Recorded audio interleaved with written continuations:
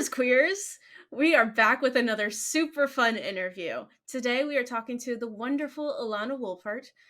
Ilana was a writer and story editor on High School Musical, the musical, the series. She also wrote the new movie Anyone But You in theaters now. Thank you so much for talking to us today, Ilana. Oh my god, thanks for having me. So exciting. We are so excited. High School Musical, the musical series is like Kaitlynn's #1 show at the moment, so this was an I honor to be able to talk to you. love that. I love that. It's like it feels like it was my it was my first writer's dream job ever, so it's very special to me. I love that you guys are watching it. Okay, so I'm glad that you segued us into our first question really nicely. Love So, it. so how did you get started in writing in the entertainment industry, and how did you end up working on High School Musical, the musical, the series? Yeah, so basically I moved out to LA after I graduated college. I graduated college in 2015. I'm which I'm old now, which is scary, but graduated college and then moved out to LA and worked a bunch of assistant jobs. And the last assistant job I had was I worked for Rachel Bloom on Crazy Ex-Girlfriend, which was like just the greatest thing ever. It was the best job ever. And that was sort of the job where I was like, okay, I think I had been trying to write things and I was sort of like, okay, I think I know the things I want to write. I think I know what my voice is. I think I feel surrounded by people who, if I showed them my writing, they would be encouraging and helpful and not negative and, tell me that I couldn't do it, which I had experienced in the past. So I was just Aw. like, okay, I feel like this is such a good environment and I'm going to figure out the things that I want to say. And it was just like the best sort of incubator for learning and for talent. And I worked on the show for Rachel for about a year and a half. And during that time, sort of towards the end of the show filming, I had written basically like we call it like a spec, but it was like a original pilot that I had written that I was gonna, use as my sample to try to get people to know me, get people to hire me, get people to meet with me, etc. And I had a friend who was like, on her way up to being an agent, and she read it and ended up sending it to someone, which spiraled just like a whole slew of meetings for me, which was really exciting because I was 25 and now I was getting meetings as a writer. No one had taken me seriously as a writer at this point. It was very, very cool and exciting. And then ended up selling that script as a pilot to the CW in 2019. And almost right after that, that pilot helps me get staffed on High School Musical. It was sent to Disney, and when the show got picked up for season 2, it had gone to Tim, our showrunner, and to Disney, and they read it and brought me in for a meeting. And then I got hired, which is just incredible and so exciting. And as soon as I went into the meeting and I left, I was like, oh, this feels like I really feel like this is going to happen. And if it doesn't, I'm going to be pissed, but I have that feeling that it's going to happen.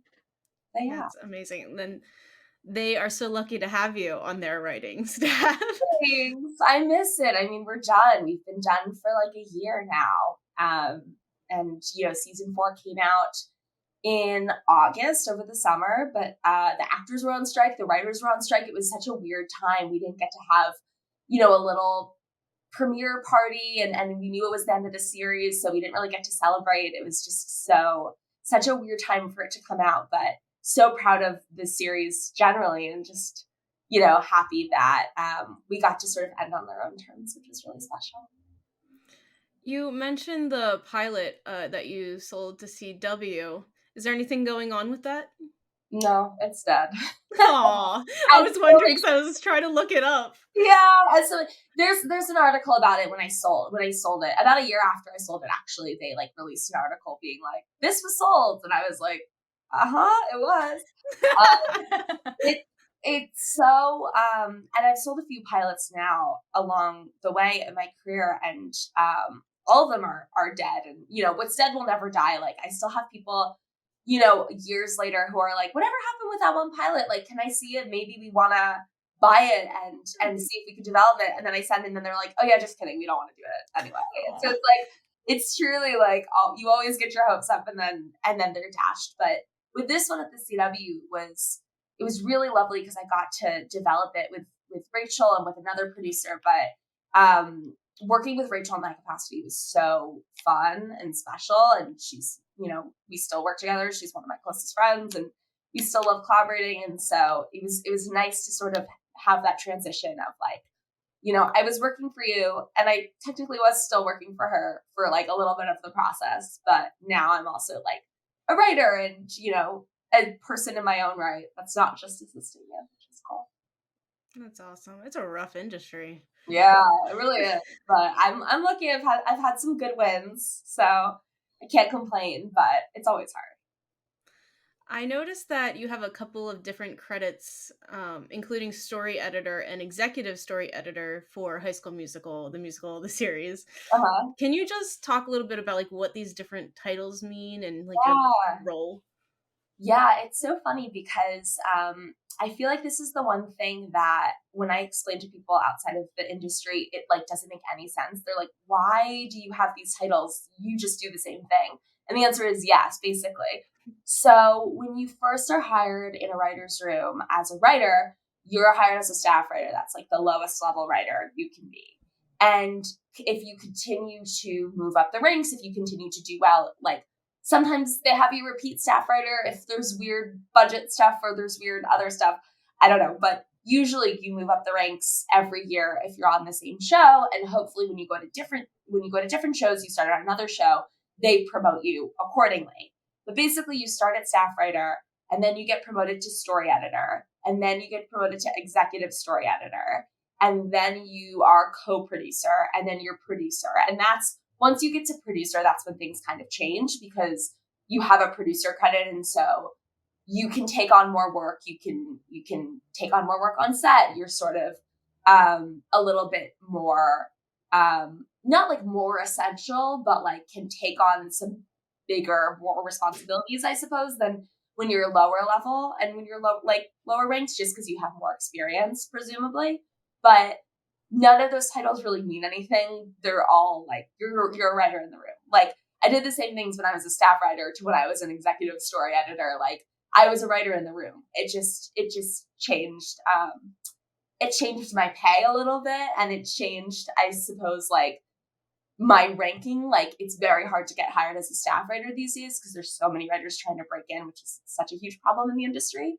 But now I'm at producer level, and being an upper level writer, so to speak, it's much easier to get hired for jobs because people are always looking for upper level writers, especially upper level female writers, female identifying writers, because it is so hard to rise up the ranks.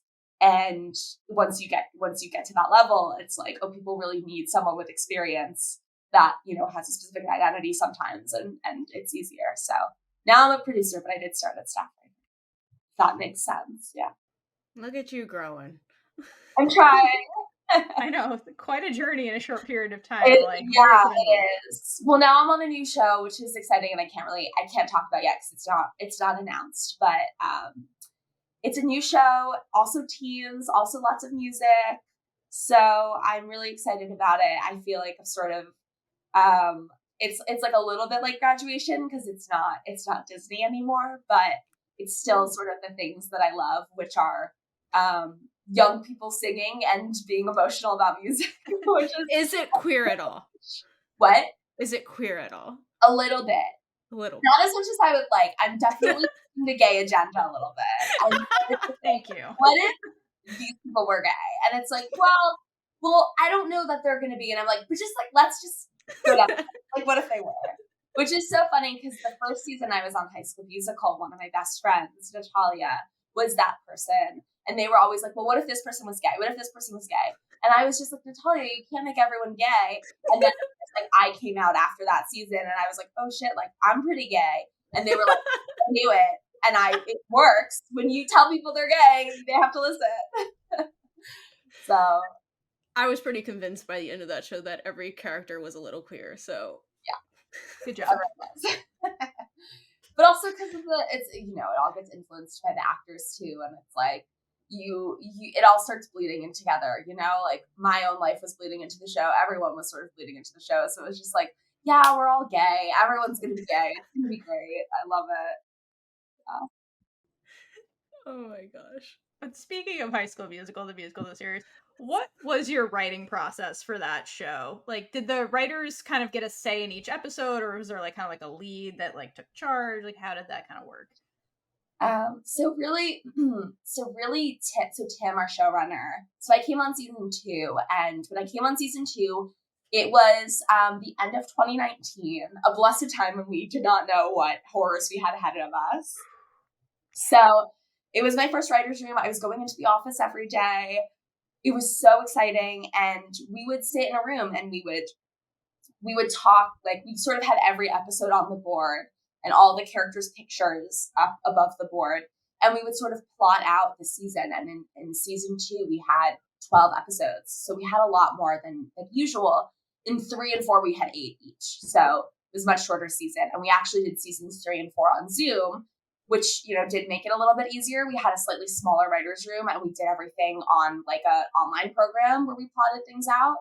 So it was a bit easier. And just, in terms of, I think if we had done 12 episodes on Zoom, it would have been a little bit harder just generally. But we did 12 episodes, season 2. And Tim would sort of lead the discussion, and we would spend time sometimes talking about like characters and, getting to know the characters and breaking out their stories. Sometimes it would be a specific episode. Sometimes we'd be talking about the musical and what everyone's parts were, how all of that was, what was that going to mean for them. Some days we would talk about music specifically and like what songs from the shows that we wanted, what songs from either OG High School Musical, what songs from, Camp Rock in season 3, or what original songs, anything. And, in season 2, in my episode specifically, the first one I ever wrote for TV, it was like, okay, we know Olivia's going to write a song here and she's going to sing something here. So let's just write like a bunch of buzzwords and let's write up a document so that she knows sort of what to write for this placeholder that we have. And let's like work on that today. So every day was different. It was so much fun. But Tim, our showrunner, was really the one who led every day, who decided what we were doing. And occasionally we would break out into different rooms and other writers would have, take charge over breaking an episode or breaking a character's story. But yeah, every day was different. That sounds like a lot of fun. It does. Were there particular moments or scenes that presented, like, were challenging to write, and any that gave you like an opportunity to play around? Oh, wow. I'm trying to think. I mean, I suppose like, I know, we break out the episodes, and before I go off the script for any episode that I'm writing, as a group, we have decided what the stories are going to be. We've worked on the outline. We know every beat. Like, I'm not going off and just like coming up with ideas blind. It's all very planned. And if I turned in something that no one, if we had a whole outline about like auditions and I turned in like an episode that was about like a spaceship, everyone would be like, what are you doing? Like, this doesn't make sense. And now it's more work for us. But I would say, by season 3, we had already done 2 kind of auditions episodes, and we were at summer camp now, and I was tasked with writing the audition episode in season 3. And I was sort of like, I don't know how to do this in a different way that feels different than everything we've done, because sorry again about the dog. She always like finds a squeaky toy whenever I'm on Zoom. Of course. It's really good. But yeah, so I think that was a little bit difficult because we had talked about sort of what that process could look like. We wanted to make sure that it didn't feel tired, or that like enough people had stories and enough to do. And I'm really proud of that episode. I think it went like pretty well, and it was so fun to do it in a summer camp setting where there was like all this new stuff. And there's a very meta joke at the beginning of my episode in season 3 about the documentary that they're doing, about calling it like it's something like Frozen the Musical, the documentary, or something very meta that we were sure that Disney would tell us to take out because it was too referential. And they were like, we think this is so funny, you can keep it in. And I was like, that's a win for me. It's because you said Disney Plus's Frozen the musical, the documentary. Why I remember all these lines I don't know. So true. They were like, okay, if you're plugging us, then that's good. But yeah, it was just, it was funny. There was a lot of stuff that I slipped into that episode too, that I so thought would get flagged, or I thought like, but they let us be a lot more daring when we got towards, when we were like in season 3 and, you know, whatever, there's a lot more like, a lot more, not like, I guess suggestive jokes maybe. And season 3 just gets so gay. And so I'm really proud of a lot of that work. So yeah. Always fan of more gay. Yeah, but I agree. We had a whole discussion about we've discussed all the seasons, and I feel like season 3 it really became its own thing. So Yeah. it's nice to hear you say that. It's kind of confirmation that like you guys had more freedom in season 3 to kind of I like play think so. around. Whether we knew it or not, I think Yeah. we were just trying things and seeing if they were going to go through. Because even on Crazy Ex-Girlfriend, like we would have standards and practices flag things all the time for us.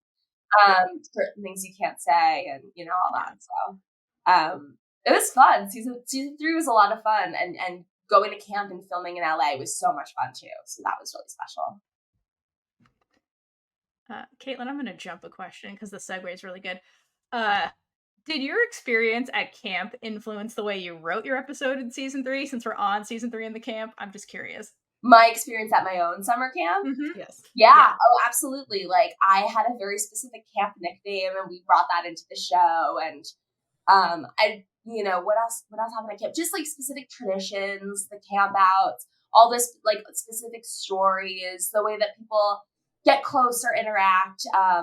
I also have like a very tragic camp musical story where I was in Oliver. I mean, this doesn't happen in the show, but I feel like this experience just informed everything. But we did Oliver at my all-girl summer camp when I was 13. And I was cast as the rose seller, which is like the person who opens Who Will Buy. They go like, if you know Oliver, it's like, who will buy my sweet red roses? Like they start the song. I was very excited. And then halfway through the summer, the theater director decided that I couldn't do it. And so he demoted me and he switched my part with my friends. And so I had to be the knife seller, or the knife grinder, I'm sorry. So instead of singing like, who will buy my sweet red roses, and opening the song, I had to just go every like 4 lines. I just had to say like knives to grind, like that tone. And I was so devastated. And I had like already written my friends and family about how I got this like great part, and it was like a turning point in my acting career. And then I had to be a knife grinder. I was so upset. Aww. I think you posted that on Instagram. I did, yeah. So Rachel Bloom did a show back in 2019 called Theater Kid Redemption Night, and it was basically like people came up and told their like sad theater kid stories or triumphant theater kid stories, and you know, got some sort of redemption on stage. And I'm not a performer, and I don't really do that, but I was like, I will go up and I will tell my rose seller story, and I will get redemption. I will sing the knife grinder part like the way that I wish I had sang it when I was 13. And so I did that, and I had so much fun. And it's so funny because a friend of mine who ended up writing on High School Musical was at that show, and this was before I was hired on the show. And she saw that performance, and she was like, that seems like someone I'll be friends with. And then we ended up in the room together, and now she's one of my closest friends. And she was like, I was right. Like, that's cool. Yeah. That's cool. I feel like everyone has a sad theater story. Of course. Yeah. And also like, yeah, I mean, I you know, I was never the lead or anything. Like I wasn't getting demoted in that way, but I just really felt like I was on the up and up, and my dreams were dashed. Who, if I had stayed the rose seller, who, you know, my career could be so different. I could, you know, maybe I would be on Broadway. You never know. Who knows? It's just that one little thing. Yeah. Butterfly effect. Yeah. Nope, I already asked that one. Is there anything you really wanted to happen in the show, but it didn't make it in?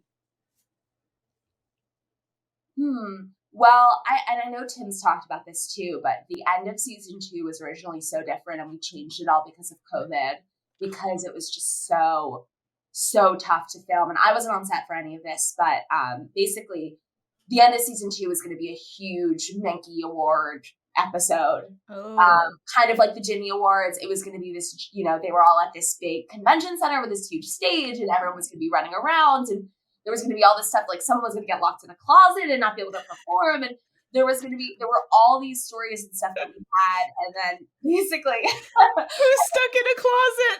stuck Who in a needs to closet. come out? I think Nene was gonna get stuck in a closet. Like I totally forget why. Like it was just, she was just gonna get like stuck and couldn't perform. But basically, and then like Ashlyn was gonna win a Mankey for being Belle, and it was gonna be this whole triumph. But basically, You need that.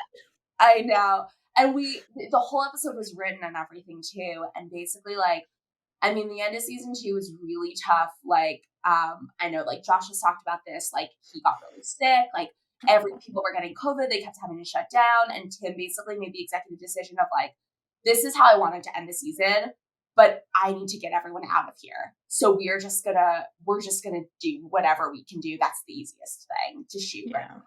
And I, like, so I so understand and respect that decision, because he did what was best for everyone's mental health and everyone's physical health, for that matter. And, you know, obviously, like, he misses that. We all miss that episode. Like, maybe one day we'll, like, you know, we'll shoot it and get back together. But at that time, it was so not feasible to shoot. It would have cost so much money. It would have been so many extras. Like, we had all this stuff that, so in a perfect world, we would have seen that finale. And I was so excited about that. But it wasn't the time, unfortunately. So, yeah. Darn. Ashlyn really deserved that Mankey. Right. I know. But you know, burning the results in a pizza oven worked too. Yeah, and then that joke came back too. Like, it's, you know, it still worked. It's still funny, and I still but we all know that a little air came out of that season at the end, and it makes us sad that we couldn't have done it the way we wanted. But, you know, who could have thought of a global pandemic? Right. Unprecedented times, and you guys, you know, you made it work. So that is a feat in and of itself. Yeah, I'm trying to think if there's anything else, but I know that's the main one that we wished could have happened. Yeah, that's totally understandable. Mm-hmm. So speaking of, like, writing for the show, were there any characters you, like, found that when you were writing for them, you connected very easily to them, or characters that you found really challenging to kind of connect with when you were writing? I really found I loved writing for EJ. I thought writing for EJ was so much fun. I feel like I wrote a lot of jokes for him in season 3, and I loved EJ. There were, you know, we all had our own alliances to romances and stuff in the writers' room, which was fun. But I did love writing for him. And I loved writing for Ashlyn. That's the obvious answer, but that was the one that came the easiest to be. And I was usually tasked and also chose to work a lot on her stories. And even from the beginning was always the character I connected with the most. I think, like, I watched, before my interview for the show, I watched 2 episodes. I watched the pilot and I watched Homecoming. And I don't even think they said Ashlyn's name in either of the episodes. And when they asked me, like, who my favorite character was, I was like, who's the girl playing Miss Darvis? I don't know her name, but she's my favorite. I love her. And they were like, oh, Ashlyn. I was like, yeah, I'm so sorry. Like, I did watch them twice. Like, I am not just being ignorant. Like, I'm pretty sure we haven't said her name yet, just because I missed it in the, you know, other 4 episodes. So, yeah, we definitely needed more of her in season 1, but we got there. Yeah, well, I wasn't there, so that's why. Yeah. It's like Ilana wasn't there, so we don't have enough Ashlyn. Yeah. I just have a big question. Yeah. Why was Big Red shipped off to Cairo? It's so funny that he was. We really wanted to foster Ashlyn and Maddox's storyline. And that was something I took really seriously. And I really was, like, you know, the biggest advocate for it, obviously. And we didn't want Big Red to leave, but it was kind of for story purposes, for character purposes, we sort of needed him to go somewhere. But it's so funny because the actor had that same question for me, like, when he came into town, we were, like, all at dinner, and he was like, so why am I in Egypt? And I was like, I can't tell you why it's Egypt, but I could tell you, like, from a character perspective, why you had to leave for a little bit. It's just, like, The place is so random. I think I think Tim found it so funny, and it is funny that it's Egypt for some reason, but I think I changed it once in a script, and he just changed it right back. He was like, "Go to Egypt." I think I changed it to Italy because I was like, he works in a pizza restaurant, and I was like, Oh, he would love to be in Italy. no, he has to go to Egypt. Go to Egypt. Okay. So funny. That is not the big question I thought you were gonna ask me, but it's so funny that it was. What question did you think I was gonna ask? Okay. Okay, wait. I might have a big question. Let's see. Yeah, big question. You can be the judge. Okay. If there was a season 5, what would you want to happen? Oh my gosh. I mean, I have thought about this. What would I want to happen? I mean, I would want everyone to have their senior year kind of vibe.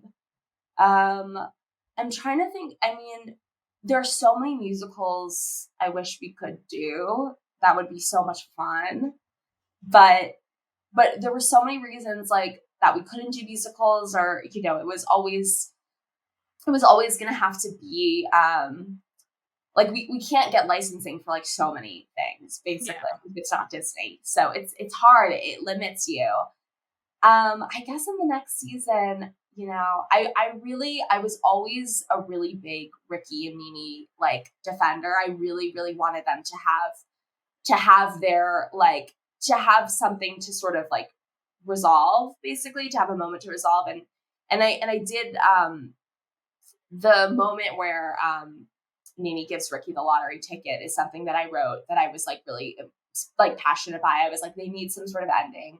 If she's leaving, like if she's gone, we have to sort of know that she hasn't stopped caring about him, that their relationship still meant something to her. She knew about the list, whatever.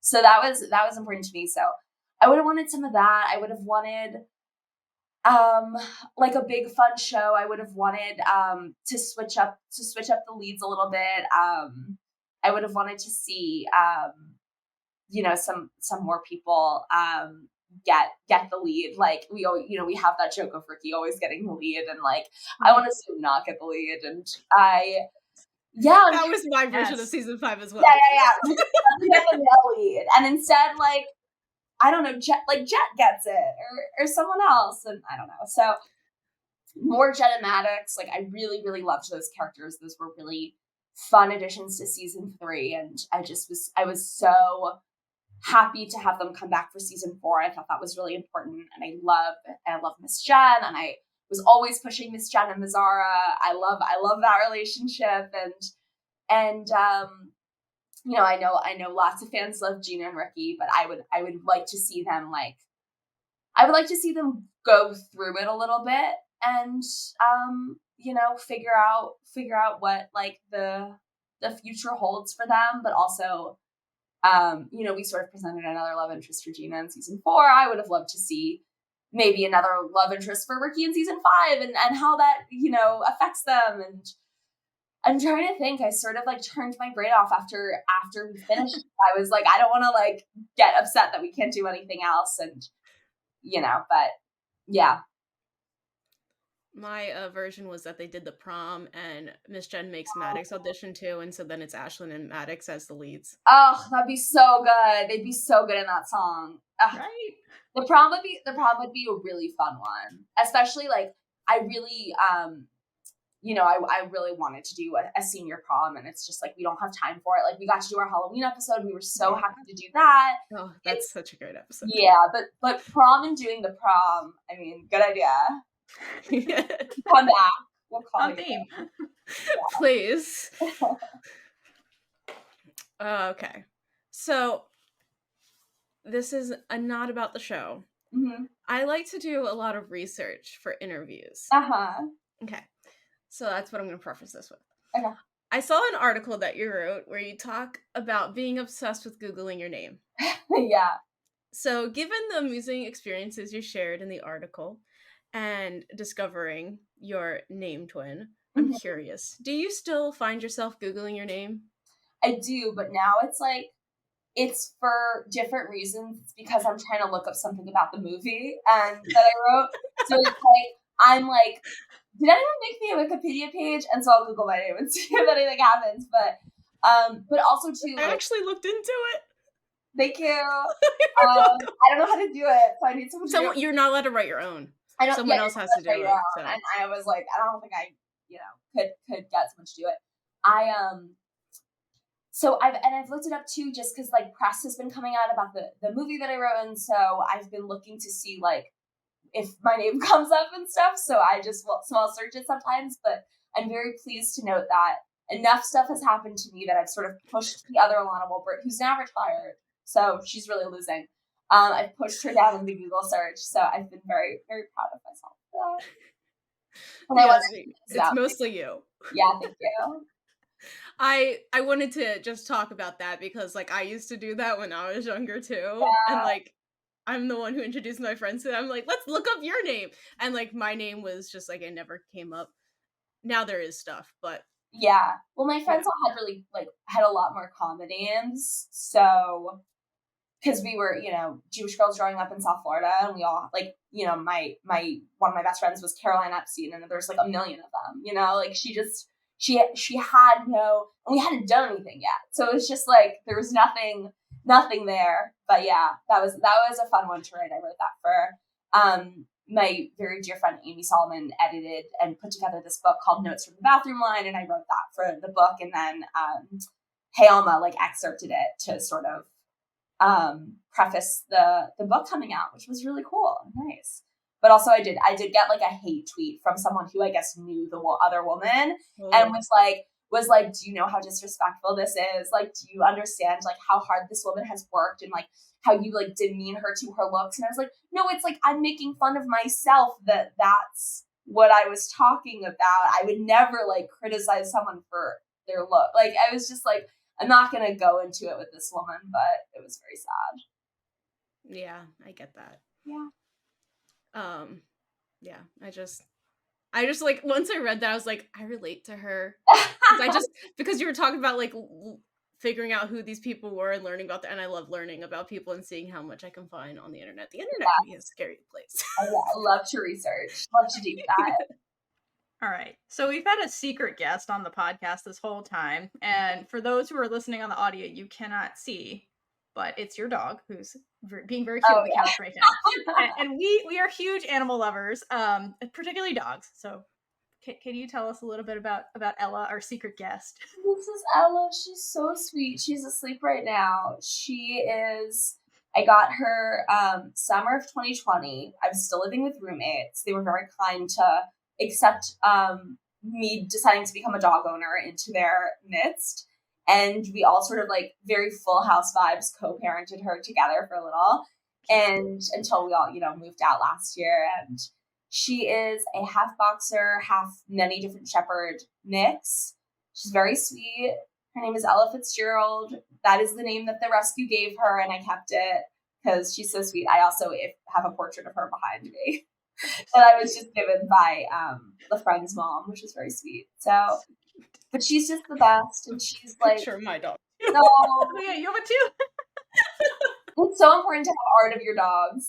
It really is. So, but she's just the sweetest, and she's such a good litmus test of people. She does not like strangers coming in, and she's very I was dating someone a while back, and she came into the house, and Ella just, and I mean, this was a lovely person.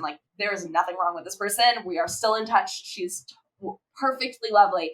Ella was so protective, did not stop barking at her the entire time she was over.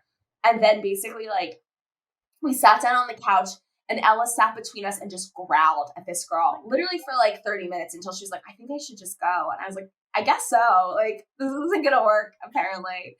And that was our last date. Oh, no.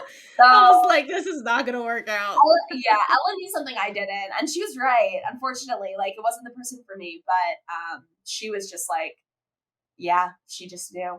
No. Intuitive. I really want to hug Ella. Ella looks so cute. Yeah, she's a really good girl. She's just asleep right now. She was barking at people going by earlier, and then she passed out. What else is there to do? You have to bark at everybody that goes by. That is her life. She loves Okay, so I found something else on the internet. it. I found something from 2008, Oh and my I god. absolutely loved it. I try to find as What much did you as find from 2008? so you were part of the first generation to start Project 1841 that helps raise funds and collects donations for starter kits for teens aging out of the foster system. Yeah. Project 1841 is now in its sixth generation. How does it feel to have been part of creating such a lasting impact in your childhood community? It's amazing. I can't believe we're on 6 generations. That makes me feel so old, but, it was, like, such a special thing to be part of. I mean, I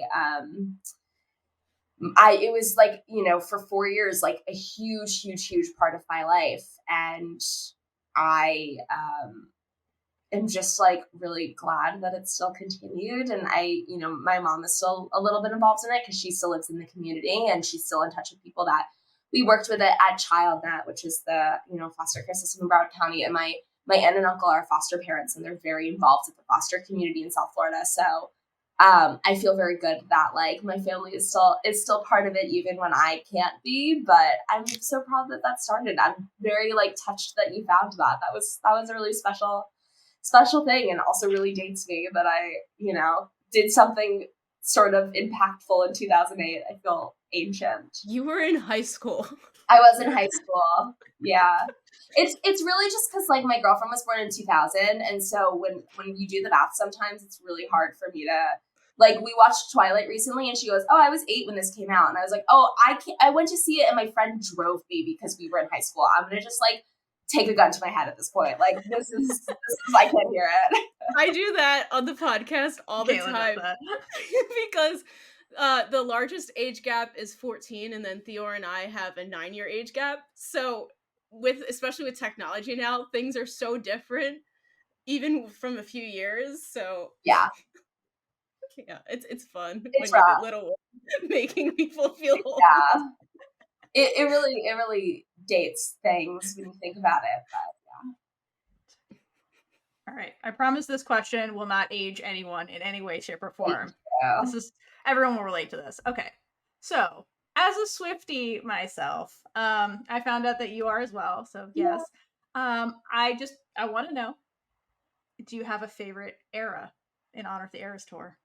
Wow. I mean, yes and no. I think Yeah. it keeps changing, but Yeah. um I mean, I've just, I went to the Speak Now tour. I've been there since the beginning, but I love Reputation, and the Reputation era at the tour is so good and so special that it really just renewed my love for Reputation. But I went through a really big, like, Reputation renewal phase in 2020 where all I did was listen to Reputation. Like, it was like Reputation, Folklore, Evermore, like, just truly on repeat, and that was my vibe. But but yeah, I love Reputation, and I really love Folklore and Evermore. Like, those are just really special to me, and yeah. So I guess that's my answer. That's a good answer. You'll go through another Reputation like love era. I'm sure when she re-releases Oh, of it. So it's course. coming. Yeah, because, like, I every time she releases like a Taylor's version, I always am like, get back into the album. It's Yeah. fun to be able to do it. Yeah. Yeah, agreed. Theora's been working on turning me into a Swiftie Yep. because, like, I knew some of the music, but not Theora level. Like, we have a whole episode that's, like, not even the main episode that we're gonna be filming about, queer themes in her music, Ah, but I got to see the movie with Theora, and it was really cute, That's fun. seeing Theora watch it. that's so But it fun. was also really good, like, that concert, I'm jealous you got to see it in person. It was so cool, and it was really, like, one of those free things where, like, I got 2 tickets, like, at normal price, and I was like, Nice. how did I? And we were so close. I was like, how did I do that? Like, that was amazing. But it was so much fun, and, like, my girlfriend is not a Swiftie, and she really studied up before the concert in a way that I appreciated, and I got her really into Taylor during Midnight when Midnights came out. So that was special. That's good. That's when you know it's true love, when they work for something that you Yeah, love. she had like a playlist and she was listening. Like she knew all the words like more than I did because she like literally studied. She took it so seriously. I was like, oh my God, thank you. Appreciate that. I love that. Okay. You also have a new movie that you wrote that is currently in theaters called Anyone But You. Can you tell us a little bit about that project and how it came to be? Oh my God. I still can't believe that we're at that point where it's like a movie in theaters. So exciting. But basically, this one also originated a really long time ago. It was in 2019, I had a meeting with we were both assistants at the time, and it was like sort of a general meeting, and we were talking about rom-coms and really hit it off. We had like sort of a 3-hour meeting. And I was like, I've always seen, I studied Shakespeare and stuff in college. I was very, very deep into theater in college and studying like different practices. And I was an English major. So a lot of my English major stuff was Shakespeare based. I took a lot of like, Elizabethan era literature type classes. And I took a lot of British novel classes. And that was sort of my focus. And so I said to this person in the meeting, like, I've always seen Much Ado About Nothing as like the perfect modernized like rom-com, in the same way that She's the Man is a wonderful modernized movie based on 12th Night, and 10 Things I Hate About You is Taming of the Shrew. I was like, no one's done Much Ado About Nothing. It's the best comedy, and it's so much fun, and it's so farcical, and it's so like, enemies to lovers, these two people who hate each other, they have the best banter. Like, it's always seemed to me like the perfect romantic comedy. And she was like, oh my God, I've always thought that too. That's my favorite play. You should write that and I'll like produce it. And at the time we were like, and we'll sell it to the company that she was currently working for. And she left that company. She went to a couple different companies. Meanwhile, I was still writing this, and she would like read it and give me notes. And it was very much just sort of like an insular process. I didn't even have like a feature agent at this point. And then in 2021, I did have an agent, and we decided to send it out to production companies. This is like the long version. We got a production company attached, and they were really excited about it. And they were like, we think we could make this. Like, we could really do this. And at the beginning of 2022, we had sort of like loosely explored some actor options, and none of them felt right, or no one was responding. And it was like, at the beginning of 2022, we were like, okay, let's make a list of like people who we actually want to do this movie, and not just people we're going to because we feel like we should, or like we feel like they might want to do a rom-com and because they've done some before. And we made a list of like people around the right age that we really wanted. And Sydney Sweeney was the top of the list. We were like, we want to see her do a rom-com. She seems great. Let's try to get it to her. And Sydney read the script in like 5 seconds after she got it. And she, to her assistant's credit, who like read it first and then passed it on and was like, this is good, who's just the best. And then we met with her on Zoom, and she was like, I'm going to do this. Like, I want to get this made. Let's go. Like, let's do it. And she was so excited about it and so enthusiastic. And like, had it not been for her like determination to get it done and always having a place in her schedule for it, even though she was like crazy busy, it wouldn't have gotten made. So like, so grateful to her, and she produced it, and she's just like the fucking best. And then a little bit later, and they've talked about this, but Sydney and Glenn met at the MTV Movie Awards, and he presented her with an award. And she called us later, and she was like, well, what about Glenn for the part, for the male lead, who, we hadn't really found anyone who was right for it. She was like, well, what about him? And we were like, well, does he want to do a rom-com? Like, whatever. And she was like, it doesn't matter. Like, he should. He's done them before. He's amazing. She just seen Top Gun, and she was like, let me get on Zoom. Let me pitch it to him. Let's send him the script, like all that. And then he was in. And then once he was in, things moved really fast, because it was like, okay, we know what this is. Here's this cast of these two like incredible rising young star leads that are both insanely hot. And we got a director. We sold the movie. All of a sudden, we were in pre-production, and beginning of 2023, it was flying out to Australia to be on set, which was so crazy. So that is the long version of how it got made, which is like, just truly due to people really not giving up on it and keeping it, top of their priority list. And so, yeah. And now end of 2023, it's coming out. That's so awesome. That's Thank you for sharing the incredible. long version. We Yeah. want to hear it all. I know it's a lot of like, obviously there's a lot of nuance in all of the details, but ultimately like it really when you have someone who has that kind of star power, and I mean producers too, like my producers were so amazing, and they always were checking in and making sure they were going out to the right talent, and they were on it. And when you have people that like really care about something, and also like I don't diminish the power of rom-coms. It's really special. And I'm like so glad that I had a group of people who cared about it so much, and our cast too, and the director, like everyone who was involved really took it seriously. And it's like a fun, silly movie, but that doesn't mean that those movies don't deserve to be in theaters. And we're having such like a crisis of rom-coms not coming out in theaters anymore, Yes. unless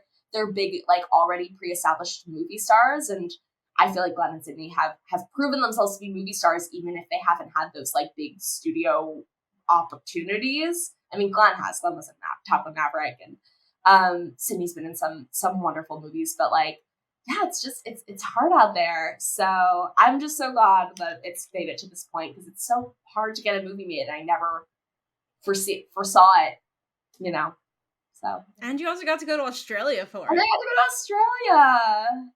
I I was love very Australia. cool. I was there for like a month, almost. Wow. Yeah. Nice. They were there for like 4 months, filming for a while. I only went for like a little bit, but yeah, it's really cool. Well, we wish you all the success with this movie. We're excited to watch it. May this revive the rom-com genre, because we need I more. hope so. I really hope so. Yeah. All right. So that ends our question, like deep dive question kind of segment. And to kind of wrap things up, we're going to jump into like a kind of a rapid fire, quick couple of questions. We call this the Would You Rather section. Ooh. Okay. Are you ready? Yes. Okay. So first one. Ella wants to play. Ella's really excited about this. She was ready. She's ready. Answering. Okay. So, would you prefer to create a storyline where the characters, this is High School Musical, Yeah, time travel, the characters time travel to the original High School Musical era, or one where they imagine themselves in a different fictional universe? Oh my God. That's so hard, just because like we Right. always joke about our characters going to Euphoria, and like how fun that would be is That like would be wild. Ashlyn gets wrapped up in like doing drugs with Zendaya. Like, oh God, it would be so fucking funny. But yeah, I think it's that. Yeah. Let's go do that. That's amazing. Euphoria. I can't. Okay. Sorry, that's so good. Oh my gosh.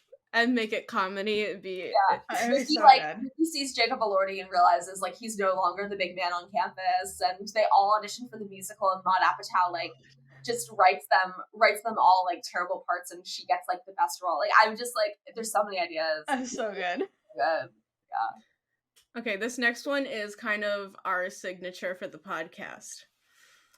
Would you rather have to get the sex talk from Miss Jen or Corbin Blue? Miss Jen. Good answer. Yeah. Okay. Would you prefer to create a subplot where the characters discover a magical karaoke machine that makes them sing like chipmunks, or one where they accidentally swap voices for a day? Swap voices for a day. All right. Would you rather have an actor change a few of the lines you wrote and completely nail the scene, or say everything word from word, but have a lackluster delivery? The first one. I always would rather have someone change something and then it'd be great. Like, I so am not married to anything I write. Really. I know some people are like, don't change my words. No, I so prefer it. And we change stuff on set so frequently. Like, we'll watch rehearsal, and then I'll be like, actually, can you say these two things instead of that one? Like, you were right. Like, forget it. So yeah. Would you rather win first place at a national spelling bee, or win a national typing competition, renewing your title as keyboard wizard? Oh my God. I feel like I am more likely to win the typing competition because I'm still a very fast typist. So I'll take that. I'll be a keyboard wizard. So we'll get better at spelling one day. Yeah. Would you rather spend the entire day with Shrek or have Thanksgiving dinner with Tom Hanks? Oh my god. Tom Hanks, of course. Shrek would just like make me go for a mud bath, and I'm like, I don't want to get dirty. Well, thank you. That concludes our Would You Rather section. You guys We really did appreciate do your your game. research. That's very funny. Thank you. Oh, well, thank you. We've come to the end of the podcast. Thank you for joining us. Before we officially sign off and say goodbye to everybody, do you have any final words for our listeners at home? Keep watching queer stuff. The more you watch it, the more we get to make it, and the stupid algorithm. It's like, but the more streams we get, the more those companies are going to let us make stuff. So just keep watching things that have queer representation. We get to keep making them, and cheer them on. That's all. Yeah. Endorse that. And if you keep Wonderful watching sentiment. musical, I get more money, and my dog's food is really expensive. So you stream High School Musical.